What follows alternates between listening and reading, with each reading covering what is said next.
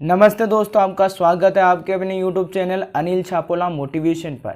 हाल ही में सुर्खी बनी हुई फिल्म जिसका नाम है द कश्मीर फाइल्स, इस पर चर्चा ना करते हुए हम इस फिल्म के अंदर जिस मुद्दे को उठाया गया है उस मुद्दे के बारे में आपसे कुछ ऐतिहासिक जानकारी साझा करेंगे। असल में इस फिल्म को बनाने की ज़रूरत क्या थी, या फिर इस फिल्म के अंदर किन किरदार को दिखाया गया है, क्या घटनाएं हैं जो इसमें दिखाई गई हैं। दोस्तों, ये जो कहानी है द कश्मीर फाइल्स, असल में कश्मीर के अंदर कश्मीरी पंडितों को निकाले जाने की कहानी है। कश्मीरी पंडित जो कभी कश्मीर के 15 से 20% पॉपुलेशन का हिस्सा हुआ करते थे, उनको वहाँ से निकाले जाने की कहानी है। असल में 30 साल बीत चुके हैं कश्मीर से कश्मीरी पंडितों को निकाले जाने की, लेकिन अभी तक इसके बारे में ऐसी कोई तथ्यात्मक जानकारी सामने नहीं आई है जिस जानकारी की वजह से आप और हम किसी ऐतिहासिक पुस्तक में पढ़ सके, या फिर हम अपने सिलेबस की किसी किताब में, या फिर हमारी किसी फिल्मों से माध्यम से इसे समझ सके। क्योंकि हाल ही में इस फिल्म के माध्यम से समझाने का प्रयास किया गया है तो लोगों के मन में बहुत सारी तथ्यात्मक जानकारी प्राप्त करने की जिज्ञासाएं हैं, जिनको समेटने का थोड़ा सा प्रयास मैंने भी किया है। क्या है द कश्मीर फाइल्स? असल में इस फिल्म में 19 जनवरी के दिन को हाईलाइट करके दिखाया गया है। 19 जनवरी, जिसको एक तरीके से 19 जनवरी 1990 को उस दिन के रूप में याद किया जा रहा है जिस समय पर कश्मीर से कश्मीरी पंडितों को निकाले जाने का फरमान जारी किया गया था। जो कश्मीरी पंडित अपना घर छोड़कर नहीं भागे, उन्हें मार दिया गया था। असल में इस फिल्म के माध्यम से बहुत बड़े विषय को टच किया गया है। वो टच किया गया विषय यह है कि क्या बहुसंख्यक पर अत्याचार नहीं हो सकते। असल में जब से हमारे देश के अंदर कुछ एक विचारधारा सेक्युलरिज्म की, यानी कि पंथ निरपेक्षता की विचारधारा ने जन्म लिया है, विशेष रूप से हमारे प्रियम्बल में सेक्युलरिज्म शब्द जोड़ा गया है, तब से हमें यह समझ में आता कि माइनॉरिटीज़ के हितों का ध्यान ही सेक्युलरिज्म है। भारत जैसे देश में जहां क्षेत्रीयता के साथ साथ क्षेत्र के हिसाब से भी धर्मों के आधार पर माइनॉरिटीज़ होती हैं, जैसे कि कश्मीर के अंदर बहुसंख्यक मुस्लिम थे, माइनॉरिटीज़ में कश्मीरी पंडित थे, लेकिन उन कश्मीरी पंडितों को क्योंकि वो हिंदू थे, ये मानकर कि हिंदू भारत में बहुसंख्यक हैं, इसलिए सेक्युलरिज्म की अवधारणा कश्मीर में ट्रीट नहीं हो पाई। इस विषय को इस पूरी फिल्म में दिखाया गया है। असल में आप इस तरीके से समझिए कि यदि मैं आपको ये कहता हूँ कि भारत के अंदर बहुसंख्यक हिंदू हैं तो बहुसंख्यक हिंदुओं पर अत्याचार ही नहीं हो सकते। ये चीज़ बताते हुए यह फिल्म दर्शाती है कि ऐसा नहीं है। कई क्षेत्र भारत में ऐसे हैं जहां भारत के अंदर बहुसंख्यक हिंदू थे, वो जब कश्मीर में अल्पसंख्यक थे, उनके ऊपर जितनी प्रताड़नाएं हुई, उन प्रताड़नाओं के रेस्पेक्ट या रेफरेंस में सरकार के द्वारा उठाए गए जो कदम थे वो नाकाफ़ी अपर्याप्त थे। इस विषय को यहाँ पर उठाने का प्रयास किया गया है। अब आपके मन में यह जानने की जिज्ञासा होगी कि स्थिति 1990 में ही क्यों बिगड़ी। स्थिति या बिगड़नी होती तो 1947 में जब भारत के साथ कश्मीर मिला था उसी समय हो गई होती, या फिर ऐसा मानिए कि जब पाकिस्तान के द्वारा इन्वेड किया गया था, पाकिस्तान ऑक्यूपाइड कश्मीर ले लिया गया था, उसी समय स्थिति खराब हो गई होती। ऐसा 1990 में क्या हुआ? असल में मैं उस विषय पर फोकस करने का प्रयास कर रहा हूँ। देखिए दोस्तों, इसके पीछे एक बहुत बड़ी स्टोरी है, और वो स्टोरी बनती है एक कहानी से। एक कविता है जिसको मैं आपको सुनाना चाहूँगा। वो कविता क्या है? एक तरीके से नारे हैं जो कश्मीर में लगा करते थे। नारे हैं, जागो जागो सुबह हुई, जागो जागो सुबह हुई, रूस ने बाजी हारी है, हिंद पर लर्जन तारे हैं, अब कश्मीर की बारी है। हम क्या चाहते हैं? आज़ादी। आज़ादी का मतलब ला इलाहा इल्ला है। अगर कश्मीर में रहना है तो अल्लाहू अकबर कहना है। ए जालिमो ए काफिरो, कश्मीर हमारा है। यहाँ क्या चलेगा? निज़ाम मुस्तफ़ा, रालिफ गालिफ या चालिब, अर्थात या तो आप हमारे साथ मिल जाओ या मर जाओ या भाग जाओ। रालिफ गालिफ चालिब का यह स्टेटमेंट, इसकी पूरी स्टोरी को मैं आपके साथ शेयर करने वाला हूँ। विशेष रूप से आप इस विषय को समझे, रूस ने बाजी हारी है। इसका अर्थ क्या है? असल में कश्मीरी लोगों को यह समझाया गया था कि उस समय तक कि आपके ऊपर भारत ने गलत तरीके से कब्जा किया हुआ है। जब भारत ने आपके ऊपर गलत तरीके से कब्जा किया हुआ है तो भारत इतनी बड़ी शक्ति नहीं है जब रूस हार सकता है। अब आपके मन में एक प्रश्न बनेगा कि रूस कहाँ से हार सकता है, रूस का क्या था इतिहास, अब वो भी थोड़ा सा जान लेते हैं। असल में था क्या, शुरुआत के समय की बात है। Once upon a time Afghanistan के अंदर जो रूस है अपने द्वारा कब्जा कर रहा था। अफ़गानिस्तान में रूस के द्वारा 1980 के दशक में चढ़ाई कर दी गई थी। आज आप लोग देख रहे हो यूक्रेन के अंदर रूस का कब्जा होता जा रहा है। कुछ इसी तरह 1980 में हुआ था। अमेरिका को यह चीज़ बर्दाश्त नहीं थी, बिल्कुल वैसे ही समझिए जिस प्रकार से अमेरिका को आज यूक्रेन में आता हुआ रूस बर्दाश्त नहीं है। अमेरिका उन हदों को पार करना चाहता था जिससे कि अफ़गानिस्तान से रूस को भगाया जा सके। इसलिए अमेरिका ने अफ़गानिस्तान के अंदर एकदम निकृष्ट और अपराधी किस्म के धर्म यानी तमाम प्रकार के अपराधी किस्म के लोग थे, उन्हें मोटिवेट करना शुरू कर दिया और कहा इसके खिलाफ हो जाओ और रूस को भगाने का प्रयास करो। साथियों, अफ़गानिस्तान के अंदर रह रहे लोगों को मुजाहिदीन कहा जाने लगा और वो रसिया के ऊपर छद्म युद्ध करने लगे, यानी कि रसिया के ऊपर आक्रमण करने लगे। परिणाम क्या निकला? परिणाम ये निकला कि अफ़गानिस्तान में ऐसी यूनिट बनकर तैयार होगी जिसने हमले करके वॉर छेड़ दिया और फाइनली रसिया को अफ़गानिस्तान छोड़कर जाना पड़ा। अफ़गानिस्तान से यह मैसेज पाकिस्तान ने लिया।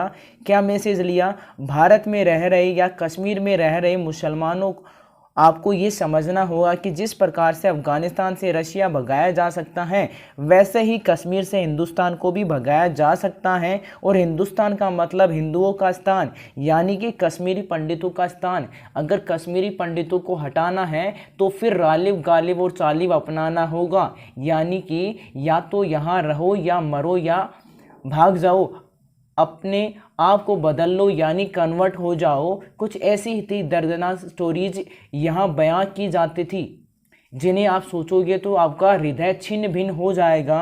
अस्सी गच्छी पाकिस्तान बटव रोवस्त बटनेव स्वान, हमें पाकिस्तान चाहिए पंडितों के बगैर पर उनकी औरतों के साथ। यानी कि आप एक तरीके से ये समझिए कि इस अत्याचार में जहां पंडितों की हत्याएं हो रही थी लेकिन महिलाओं के ऊपर अत्याचार की काउंटिंग ही नहीं है, रेप की कोई काउंटिंग ही नहीं है। या फिर यूँ समझिए महिलाओं को ज़बरदस्ती जबरन कन्वर्ट करवाया जा रहा था या फिर उनके साथ ज़्यादतियाँ की जा रही थी। एक अनुमान के मुताबिक साथियों लगभग 70,000 परिवारों ने कश्मीर छोड़ा था।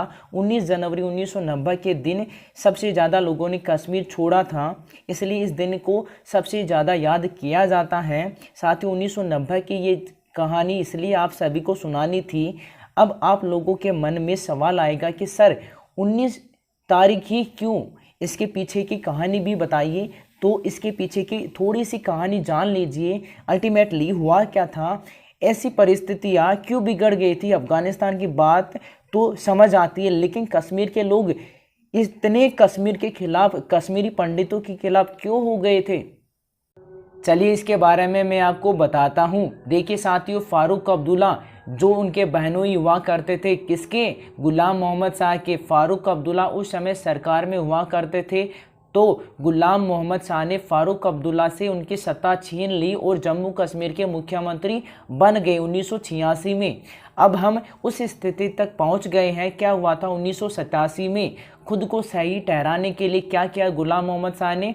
गुलाम मोहम्मद शाह ने एक खतरनाक निर्णय लिया। उन्होंने कहा जम्मू के जो न्यू सिविल सिक्योरिटी एरिया के अंदर जो पुराने मंदिर हैं उसे गिराकर भव्य शाहीन मस्जिद बनाई जाएगी। इस बात का लोगों ने प्रदर्शन करना शुरू कर दिया। लोगों ने कहा यह काम सही नहीं होगा, मस्जिद ना बनाई जाए। जवाब में कट्टरपंथियों ने, गुलाम मोहम्मद शाह के समर्थक और मुसलमानों ने नारा दिया इस्लाम खतरे में है, और उसके बाद कश्मीरी पंडितों पर धावा बोल दिया।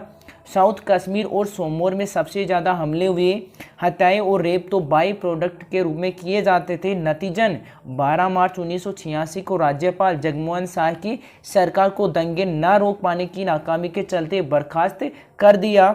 यानी इस प्रकार से समझिए कि 1986 के अंदर जो सरकार बनाई गई थी उसे 1986 के अंदर ही बर्खास्त कर दिया गया।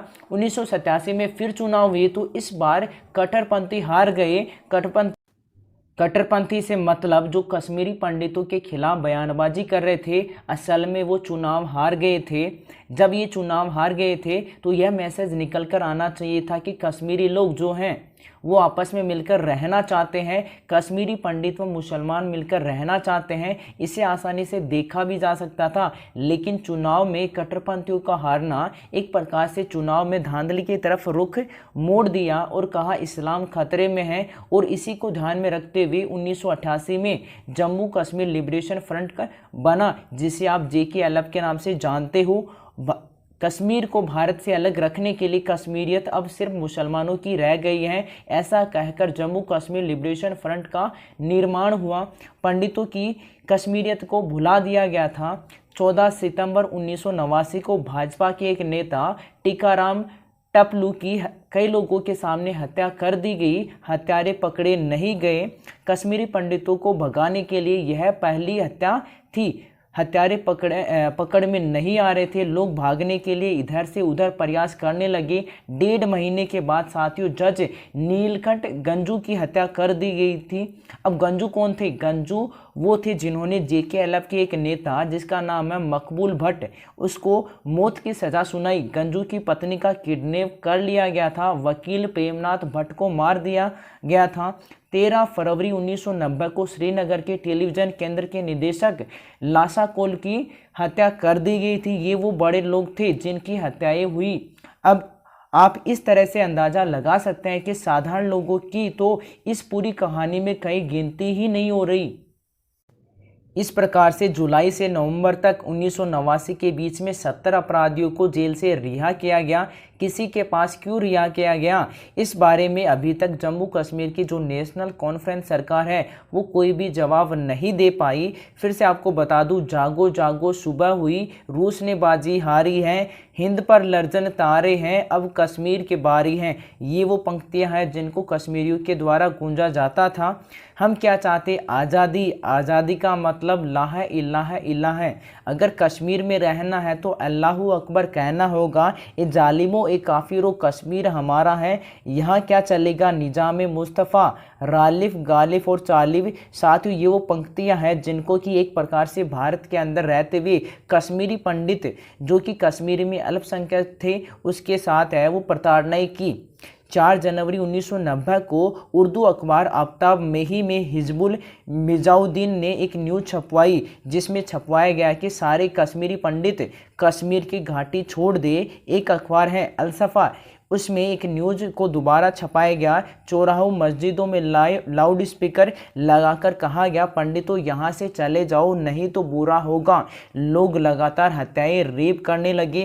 कहते हैं पंडितों यहाँ से भाग जाओ और अपनी औरतों को यहीं छोड़ जाओ। 80 गच्छी पाकिस्तान, बट्टव रोवस्त बटनेव सान। साथियों गिरजा टिक्कू का गैंगरेप हुआ, फिर मार दिया गया। ऐसी बहुत सारी घटनाएं हुई जिनका कोई रिकॉर्ड नहीं है। आतंकवादी बिट्टा कराटे जिसने 20 लोगों को मारा और ये वीडियो इस समय यूट्यूब पर भी अवेलेबल हैं।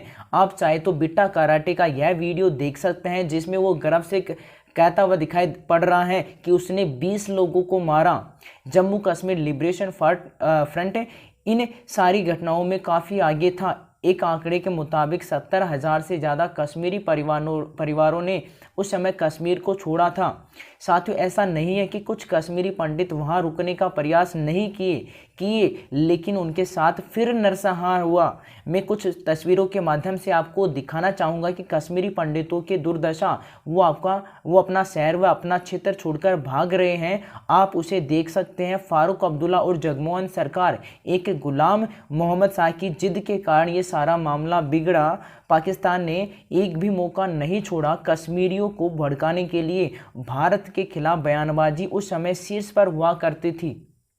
अब आप पूछोगे सर 1990 के बाद तो शायद सब कुछ सही हो गया होगा। बिल्कुल नहीं। 2001 में अनंतनाग में 30,000 अमरनाथ यात्रियों पर आतंकियों ने हमला किया। चेती सिंधपोरा नरसंहार, 36 सिखों को गुरुद्वारे के सामने आतंकियों ने गोली मारकर हत्या कर दी। 2001 में डोडा में 6 हिंदुओं को आतंकियों ने गोली मारी। 2001 में जम्मू कश्मीर रेलवे स्टेशन पर नरसंहार हुआ। 2002 में जम्मू कश्मीर के रघुनाथ मंदिर में आतंकियों का 2 बार हमला हमला हुआ, 2002 क्वासिम नगर नरसंहार हुआ, 2003 में नंदीग्राम नरसंहार हुआ। ये सारे नरसंहार हैं। फाइनली 6 अगस्त 2019 को भारत सरकार के द्वारा जम्मू कश्मीर को दिया गया स्पेशल स्टेट समाप्त कर दिया गया और आर्टिकल 370 है वो हटा दिया गया। आर्टिकल 370 हटने के बाद अब कश्मीरियों को दिए गए विशेषाधिकार समाप्त हो गए हैं। अब एकल नागरिकता है और अब जम्मू कश्मीर का कोई अलग से झंडा भी नहीं है। वहाँ की पुलिस व्यवस्था अब केंद्र सरकार के अधीन है। विभिन्न राज्यों में इस फिल्म को टैक्स फ्री कर दिया गया है और विभिन्न राज्यों में से हरियाणा, मध्य प्रदेश, गुजरात, कर्नाटक प्रमुख है। इसके साथ ही इसकी डिमांड है वो सारे राज्यों में है वो चल रही है। दोस्तों, आपको मेरी ये कोशिश पसंद आई हो तो वीडियो को लाइक कीजिए, अपने दोस्तों और परिवारजनों के साथ इसे ज़्यादा से ज़्यादा शेयर करें और साथ ही हमारे चैनल को सब्सक्राइब भी कर दीजिए।